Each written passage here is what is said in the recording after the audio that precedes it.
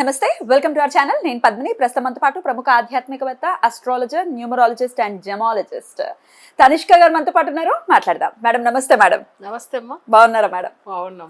రకరకాల సమస్యలతో జనాలు ఇబ్బంది పడుతూనే ఉన్నారు. అది ఆరోగ్య సమస్య అనుకోవచ్చు, లేకపోతే ఆర్థిక సమస్య అయితే చాలా మందికి ఉంది. ఆర్థిక సమస్య ఎవరిని టచ్ చేసినా ఆర్థిక పరమైన ఇబ్బందుల్లో ఉన్నామండి అని. అయితే ఇంకా మేజర్ గా ఇబ్బంది పెట్టేటటువంటి సమస్య ఏంటంటే ఇద్దరు పెళ్ళవట్లేదు, లేకపోతే పిల్లలు లేరు. అవును. నిన్ననే ఒక కపుల్ని కూడా కలవటం జరిగింది. ఆవిడైతే నేను నా బాబుతో పాటు వెళ్ళాను. నా బాబుని చూసి ఆవిడ కళ్ళమని నీళ్ళు వచ్చేసాయి. బాధపడిందంట. అంటే నాకు పుట్టారని కాదు, ఆవిడ కలగలేదు అని. పెళ్ళయి 7 years అయిపోయింది. పిల్లలు లేరండి అని చాలా బాధపడ్డారు. ఆవిడకి చెప్పాను. బట్ ఇట్లా అసలు పిల్లలు లేకపోవడానికి గల కారణం ఏంటి? ఆస్ట్రాలజీ పరంగా చెప్పండి. మీరైతే ఎట్లా డీల్ చేస్తారు? అలాగే ఈ సమస్య నుంచి బయటపడాలి అంటే ఏదైనా మార్గం ఉందా? ఓకే.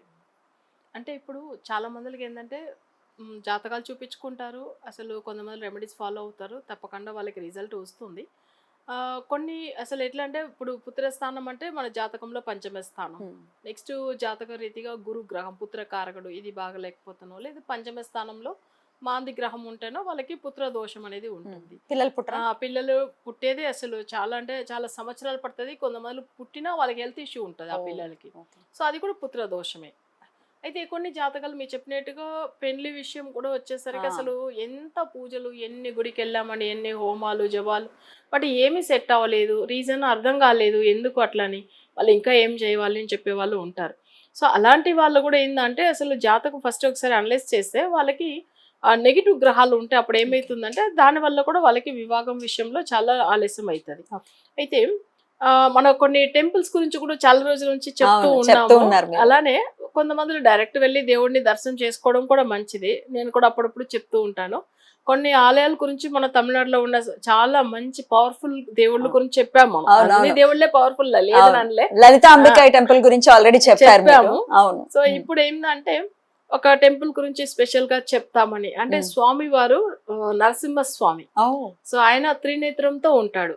సో శివుడికి అసలు 3 కళ్ళు మనం చూసి విన్నాము, అసలు చూసాం. కానీ స్వామి వారు విష్ణుమూర్తి వచ్చి ఇలాంటి త్రినేత్రంతో దర్శనం ఇస్తున్నాడంటే అది ఎక్కడంటే తమిళనాడులో ఒక టెంపుల్ ఉంది. అది చెన్నైకి చాలా దగ్గరనే ఉంటుంది. చెన్నైలోంచి చెంగల్పట్టు వెళ్లే దారిలో మధ్యలో ఉంటుంది. టెంపుల్ పేరేంటి మేడం? ఆయన స్వామి వారి పేరు సింగపెరుమాల్ కోవిల్. ఆ ఊరు పేరే, ఆయన పేరే ఆ ఊరికి వచ్చింది. ఊరికి కూడా పెట్టేశారు. ఊరికి కూడా పెట్టేశారు. సింగపెరుమాల్ కోవిల్. కోవిల్ అంటే టెంపుల్. సింగ పెరుమాల్ సింహ రూపంలో ఉన్నాడు అంటే సింహం. అందుకే పెరుమాల్ అంటే మహావిష్ణువు కదా, ఆయనే కదా అంటారు కదా, అందుకని సింగ పెరుమాల్ కోవిల్. అయితే స్వామి వారు వచ్చి 1500 సంవత్సరాల ముందులోంచి తను ఉన్నారు. కానీ ఏంటంటే బ్రహ్మాండ పురాణంలో ఆయన గురించి ఉంటుందన్నమాట. సో ఇంకొక విషయం ఏంటంటే స్వామి వారి పేరు పాడలాద్రి నరసింహ స్వామి. పాడలాద్రి అంటే పాడలంటే ఎర్ర కలర్, సెవపున్ అంట తమిళ్లో. అంటే ఆ స్వామి వారు అంత ఉగ్ర రూపంలో ఉంటాడు. ఆ రాత్రి అంటే కొండ, ఆ కొండలో ఉంటాడు అనేది మీనింగ్ అది. సో అందుకే పాడలాద్రి నరసింహస్వామి అట్లా అనేసి. స్వామి వారు వచ్చేందంటే అసలు ఆ త్రినేత్రం అనేది అసలు ఎప్పుడు డైరెక్ట్ దర్శనం ఇచ్చేటప్పుడు అట్లా ఇవ్వడు ఆయన. ఒక్కసారి ఏంటంటే జనులు వెళ్ళి దర్శనం చేసుకునేటప్పుడు స్వామి వారికి అంటే తిరునామం ఉంటుంది కదా, దాన్ని తీసేసి చూపిస్తారు. అంటే ఆర్తి చూపించేటప్పుడు నామం వెనకాల కనపడుతుంది. ఆయన అది చూడగానే మనకి అసలు ఎట్లా ఉంటుంది అంటే దేవుడు ముందుగా నిలబడగానే ఆ వైబ్రేషన్ అర్థమైపోతుంది. చాలా పవర్ఫుల్ టెంపుల్. నేను చాలా సార్లు వెళ్ళాను. నాకేమన్నా కోరిక ఉంటే పెట్టుకుంటాను, మంచిగా చేస్తాడు. ఏ కోరికైనా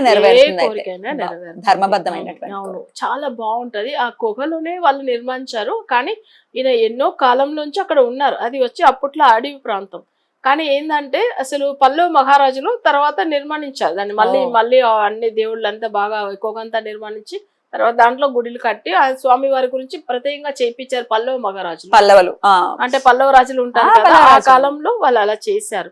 బట్ ఆయన అంత ముందులోంచే వెలిచాడు అక్కడ. ఎట్లానంటే స్వామి వారు వచ్చి ఎవరి గురించి ఆయన దర్శనం ఇచ్చి అక్కడ వచ్చాడంటే అప్పట్లో అడవి ప్రాంతం అది. స్వామి వారు వచ్చి జాబాలి మహర్షి గురించి వచ్చాడు అనమాట. జాబాలి మహర్షి ఏంటంటే స్వామి నాకు నీ నిత్య స్వరూపము, అసలు నాకు దర్శనం ఇవి స్వామి అని చెప్పి ఆయన తపస్సు చేస్తాడు ఆయన గురించి. చాలా సంవత్సరాలు తపస్సు చేసిన తర్వాత ఆయనకు అక్కడ దర్శనం ఇస్తాడు. Hmm. కానీ ఏంటంటే ఆయన ఉగ్ర రూపంలోనే ఉన్నారు కాబట్టి ఆయన కోపంతోనే ఉన్నాడు కదా, అప్పుడు తన చేతులు కూడా చూడండి, అంటే పాటలాద్రి అంటేనే అసలు రెడ్ కలర్ చెప్పాను, ఆ కలర్ కూడా ఆయన అసలు చెప్పాలంటే అక్కడ కోనేరు తీర్థం కూడా ఏమైతుందంటే రెడ్ కలర్ లోనే ఉంటాయి అన్నమాట. అది స్వామి వారికి అసలు అక్కడ వెళ్ళి చేతులు కడుక్కొని తను తర్వాత దర్శనం ఇచ్చాడని ఒక పురాణ కథ కూడా ఉంటుంది. కానీ ఏంటంటే జాబాలి మహర్షికి ఆయన అక్కడ వచ్చి ఒక మాట చెప్తాడు, అంత ఉగ్ర రూపంలో ఉంటే చాలా భయం వేస్తుంది, అసలు నువ్వు కొంచెం అవి శాంతించు అంటే తర్వాత ఏం చేస్తాడు, అభయ హస్తం ఇస్తాడు. అంటే నేనేం చేయను, మంచిగా చూసుకుంటాను, ఏం భయపడకండి ఇలాగా, అట్లా అభయ హస్తం ఒకటి. తర్వాత ఏంటంటే ఒక చెయ్యి అయితే ఇక్కడ ఈయన తొడ మీద పెట్టుకుంటారు, లెఫ్ట్ లో ఉన్న చెయ్యి. కానీ స్వామి వారికి ఆ త్రినేత్రం అనేది ఆ ఉగ్రం, అంటే ఇప్పుడు చాలా మందికి నెగిటివ్ ప్రాబ్లం ఉంటుంది, అంటే నెగిటివ్ వైబ్రేషన్ ఉంటుంది, చాలా మంది బ్లాక్ మ్యాజిక్ చేసి ఉన్న వాళ్ళు కూడా అసలు అక్కడ వెళ్తే స్వామి వారి దర్శనం చేసుకుంటేనే చాలు. మాక్సిమం చాలా మందిలో ఏం చేస్తారంటే అసలు ఎక్కువ హెల్త్ ఇష్యూ ఉన్న వాళ్ళు, తర్వాత పిల్లల విషయంలో పిల్లలు పుట్టేదానికి చాలా మంది ఏంటంటే పెళ్లి అయ్యి 5-6 సంవత్సరాలు అయింది, డిలే అయింది అని చెప్పిన వాళ్ళు, నెక్స్ట్ వాళ్ళ మరీ చెప్పాలంటే ఫైనాన్షియల్ ఆర్థిక ఇబ్బంది ఉన్న వాళ్ళు, ఇంట్లో ఏదైనా గొడవలు ఇట్లాంటి విషయాల్లో కూడా బాధపడే వాళ్ళు కూడా అక్కడ వెళ్ళి స్వామి వారిని దర్శనం చేసుకుని మొక్కు పెట్టేసుకుని వస్తారు. సో స్వామి వారి దగ్గర తల వృక్షం అనేది ఒకటి ఉంది. ఆ స్థలానికి వృక్షం ఏంది అంటే అవింజిల్ చెట్టుని అంటారు, అవింజిల్ మరం అంటారు. అక్కడ చెట్టు ఉంటది అన్నమాట. దాంట్లో వాళ్ళ కోరిక ఏదైతే ఉందో అవి పెట్టేసుకుని కట్టేసి వస్తారు. ఒక పేపర్ మీద రాసి ఒక థ్రెడ్ వేసి కట్టి ఆ చెట్టు కడతారు. ఆ చెట్టు కట్టేసి తర్వాత మొక్కేసుకుని వస్తారు. అది కొండ దగ్గరనే ఉంటది, అది కొండల్లో ఆయన స్వామి వారు ఉంటాడు. ఆ గిరి ప్రదక్షిణం అనేది చాలా చిన్నదే, కొండ పెద్దగా కనిపిస్తది, ప్రదక్షిణం చేయడం చాలా దగ్గర ఉంటుంది. అవును, చేయవచ్చు. మనం ఆయన స్వామి వారిని అసలు ప్రదక్షిణం చేసుకుని వచ్చేదానికి ఏం లేదు, ఒక ప్రదక్షిణం చేయడానికి ఒక మినిమం 3 minutes 5 minutes అంతే ఉంటుంది, ఎక్కువ టైం కూడా ఉండదు అట్లా మన ప్రదక్షిణం చేయాలి అంటే. ఎందుకంటే చాలా మనకు కావాల్సింది ఏంటంటే స్వామి వారిని టెంపుల్ డైరెక్ట్ గా మనం దర్శనం చేయలేము, ప్రదక్షిణం చేయలేము, కొండ మీద ప్రదక్షిణం చేయగలం కదా. అందుకని ఇప్పుడు ఆయనకు ఏంటంటే మనం వెళ్ళి చూసినప్పుడు ఆ గుహలో ఉన్న రూపం ఎలా ఉంటుందంటే, మనం వెళ్ళి దర్శనం చేయగా మన ముందుగా ఆయన ఉండేటేనే కనిపించదు, అంత పవర్ఫుల్ గా ఉంటుంది. అసలు ఆయన చూడగానే ఎలా ఉంటుందంటే మనకు వెళ్ళి దర్శనం చేసిన వాళ్ళకి అర్థమవుతుంది. ఆయన నెట్రిక్ అని అంటారు తమిళ్లో, సో అంటే త్రినేత్రం కదా, ఆ మూడే నేత్రం చూడడం అంత అపూర్వం. అసలు అవి చూస్తేనే వాళ్ళు చేసిన పాపాలు కూడా తెలియపోతాయి, అసలు మనకు తెలియ పూర్వజన్మంలో ఏం చేశామనేది. సో అది చాలా పవర్ఫుల్. ఆయన చెన్నై నుంచి ఎంత దూరం ఉంటుంది మేడం? దగ్గర మనకు ఒక అంటే 1.5 hour లోపల వెళ్ళిపోవచ్చు అంతే. మెయిన్ సిటీలోంచి చెన్నైలోంచి వెళ్ళాలంటే 1.5 hour. మనకు ఇప్పుడంతా ఏంటంటే ఇక్కడ ఔటర్ రింగ్ రోడ్ లాగా అక్కడ కూడా మళ్ళీ సర్వీస్ రోడ్ లాగా సెపరేట్ గా వేరే రోడ్ కూడా ఇచ్చారు. సో మనకి ట్రాఫిక్ ఉండదు, ఏముండదు, బైపాస్ రూట్ దగ్గరే ఉంటుంది.